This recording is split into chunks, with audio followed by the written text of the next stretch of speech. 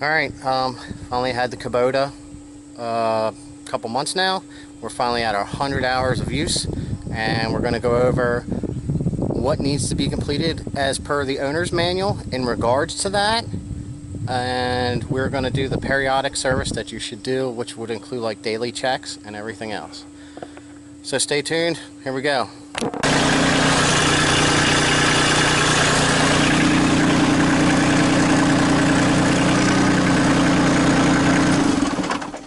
Oh no. Past our 100-hour service.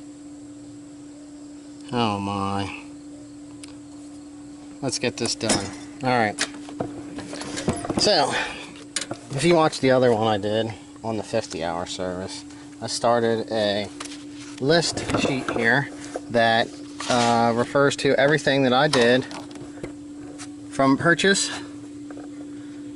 and all through every time I did any lube to it up into 102 hours, which was when I did do the 100-hour general thing, which was I lubed the loader, I checked all the fluids, I cleaned the air filter, and I actually blew it off with some compressed air. Okay, so now we're up to another 10 hours.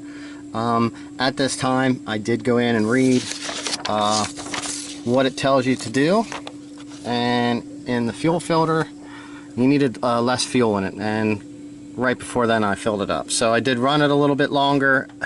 It doesn't use fuel hard, so it still has quite a bit of fuel in the tank. But anyway, in this paper here, we'll get this out of the shadow with the pedals here for the brake. This is our 100-hour service as what it says needs to be done in the owner's manual, all right, along with our periodic service, which you could check some of that.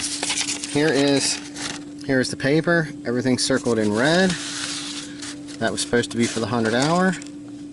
Nothing's there on that one. Okay, so for the 100-hour service, basically, which is your greasing, which is something you're going to do every 10 hours, and you know, you could put it into, you know, the loader, you know, basically any point that has a grease fitting should be done. You know, if it's 10 hours or oil change, or just, you know, it's kind of your periodic stuff. You know what I mean? You got the one underneath here, you got the ones in the back. Any grease is good grease, and it keeps the stuff from locking up. So we got that. They tell you to test the battery condition. As new as this thing still is, I don't believe I'm going to have any issues with that. Okay, so my battery's still just fine. We're going to clean the air filter, which we did do that at 102, so we're basically 10 hours later, and that's usually something I like to do a bunch. They tell you to clean the fuel filter. I actually bought new fuel filters. They tell you to adjust the belt and adjust your brake. Alright, now in along with that is all of our periodic service, which is check the oil, check the hydraulic fluid, check the coolant, check the air cleaner, and that's piping, and the rad screen and brakes, and lube the loader.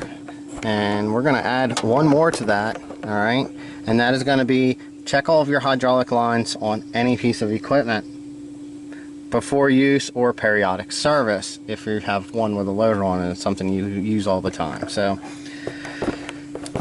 we're going to dig into this, and we're going to knock some of this stuff out. I'm going to try to just focus on the 100-hour service stuff, and if I throw some of this stuff in with this, you'll see it, but that's pretty much what your periodic service should be.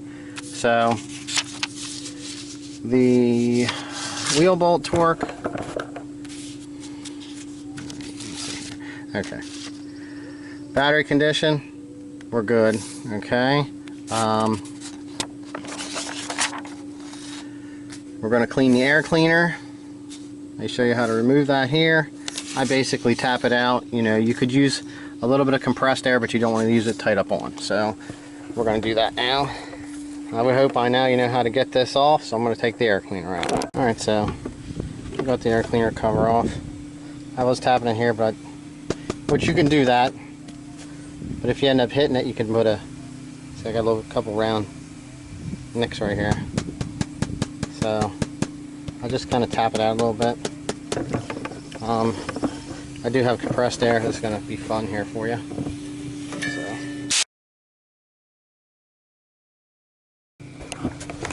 Alright, you see me blowing this out. I don't know if you could see any of the dust. I'm sure you heard the wind, but I was very gentle when I was putting any air on it, because you can damage a paper element like that. So I was very gentle, and like I said, you tap it out, or you can do that, and that gets it actually pretty clean, which I can't believe that. And then all I did was I gave it a little quick burst there and cleaned out the rest of the stuff inside here. So we got that positioned. We'll get that shut back up. Okay, that was our air cleaner. We're going to check the fan belt and a couple of these other things here while we're at it. We already did, this is kind of our normal thing, so that's good.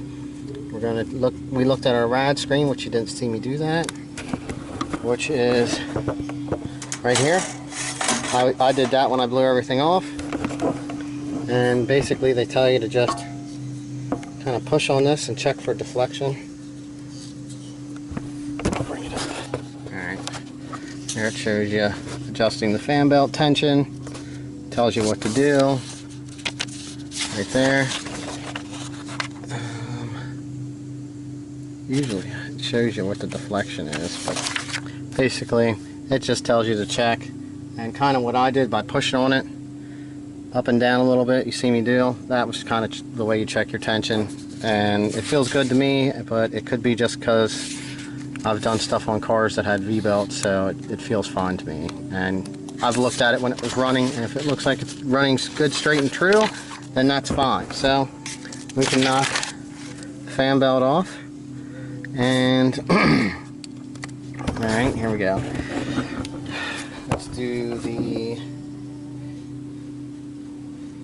oil, coolant, and that stuff here quick.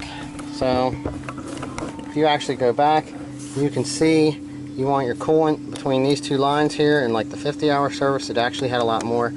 I don't know if it had air pockets or if it used some coolant, but in the 100 hours you can actually go online and you can see what the difference is.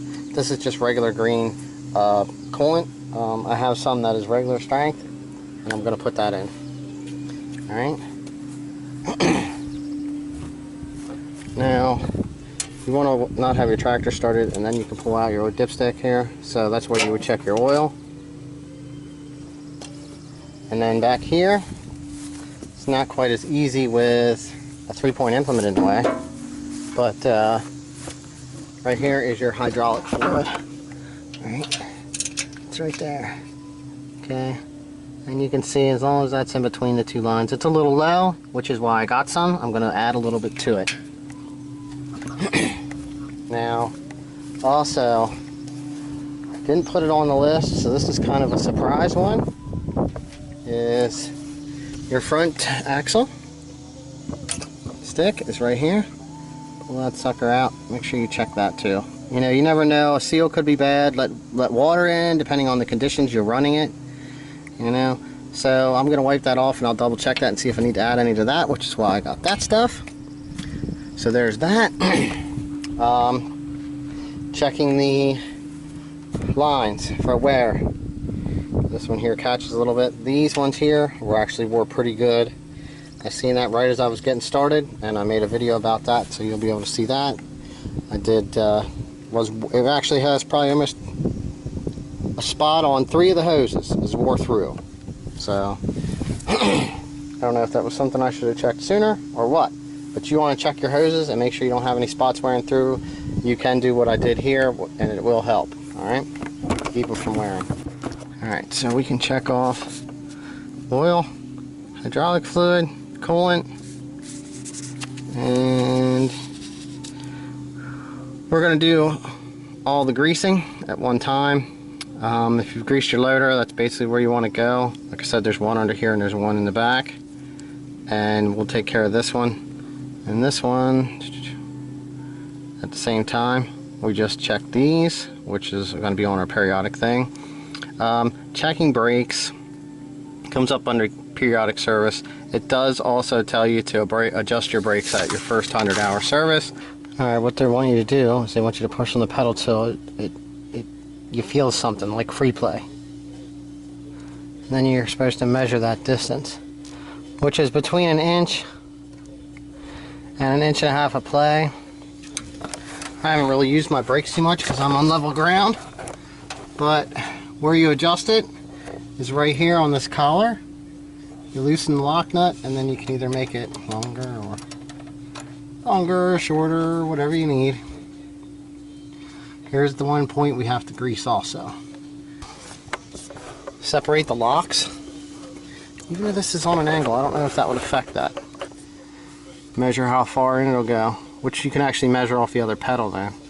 So that really looks like 1.5 inches. That actually looks like it's more on this side. But that could be because of them being offset a little bit too. So, but yeah, you have to do each side when you're adjusting your brakes. Alright. Brakes. Brake adjust. Alright, we're going on to the next thing on the list, which is going to be the wheel bolts. Okay. I did this in the 50-hour service. I did do it at the 10-hour service.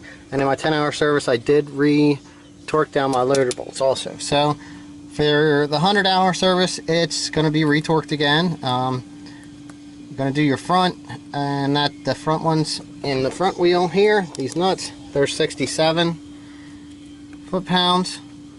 It's actually 57 to 67 foot-pounds, but I'll just go 67 on my thing. And then the rear, they have bolts and nuts. The bolts are 145 to 166, and the nut is 123 to 141, you can see. So I want to do those right now, and then we're going to get down to doing the fuel filter, which I believe is on the other side of the tractor. So I'm going to torque these wheels down, and then we're going to move over to the fuel filter. Alright, it says cleaning the filter, but I actually got a new one to install. It says it should be done in a clean place, not in a field. This is my yard. This is where I have to work right now. I've done stuff on cars, so this shouldn't be an issue. I mean, I think if they say field, they're more like talking, you know, maybe like a farmer's field. It's hard to say.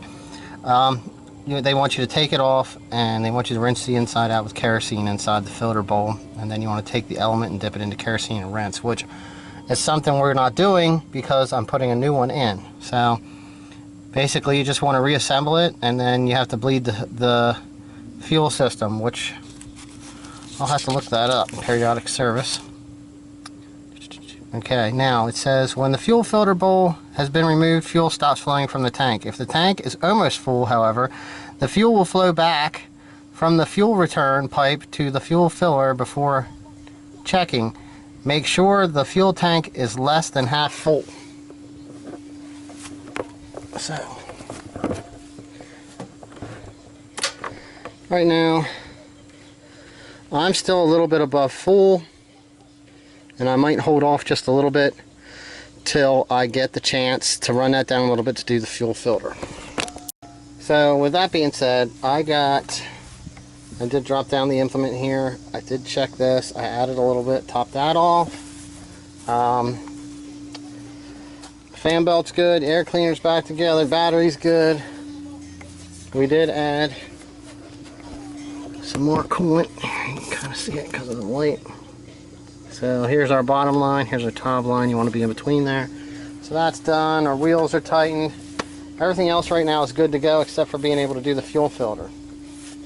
So what I'm going to do now is I'm going to shutter the hood, move the stuff out of the way, and then we'll do a check on the safety switches. Alright, safety switches. I don't know if I'm going to get them all, but these are the ones I know of right now. There's one on the switch, a switch on the seat here, and there's a switch on this. Now, let's say you're idling along and you come into a pile and you're pulling your lever and you end up pulling in and you end up stalling it out because you didn't have your RPMs high enough. And you take your foot off the pedal and you try to start it, and for some reason it doesn't want to start up right away. I've actually had to recenter out the pedal, and then it let me start, so I know that that's good. So basically what we're going to do is we're going to push on the pedal and turn the key, and it doesn't start. Okay, so there's that one. PTO engaged.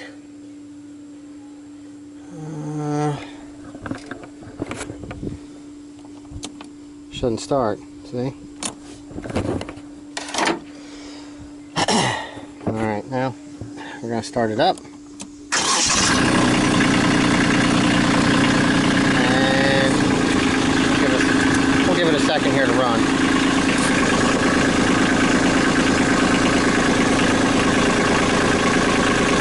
Okay, so with low RPMs, that's when you want to engage this. So we have our PTOs engaged. I don't have nothing on it, so it should shut off.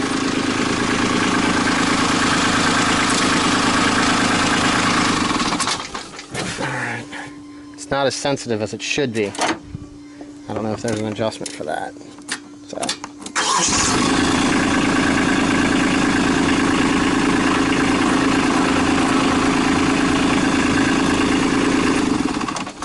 Alright. Oh, let's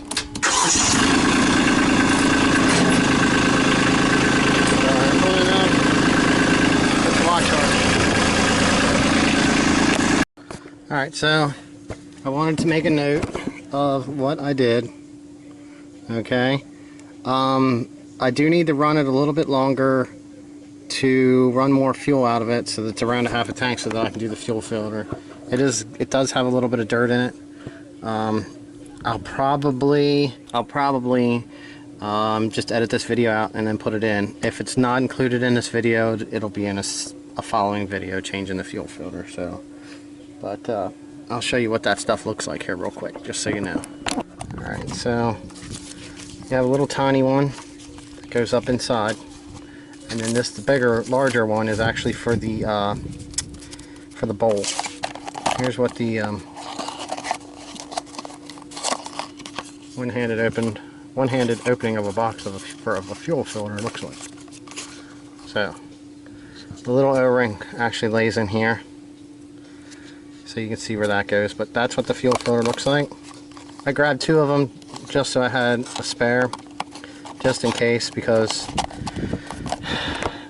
fuel is just diesel fuel. Clean diesel fuel is just as important as oil, so changing your oil is good too. So I just wanted to say that. I got to run this thing now a little bit, and a few more hours, and then I can do the fuel filter. Like I said, I was trying to get past that, but I ended up filling this thing up a little bit ago, and I didn't realize I was going to have to either drain fuel or have it below a half a tank when I was going to do this service, or I wouldn't have added the fuel the last time I filled it up. So, alright, well, hopefully that wraps this up, and if you see the fuel filter part here at the end, enjoy.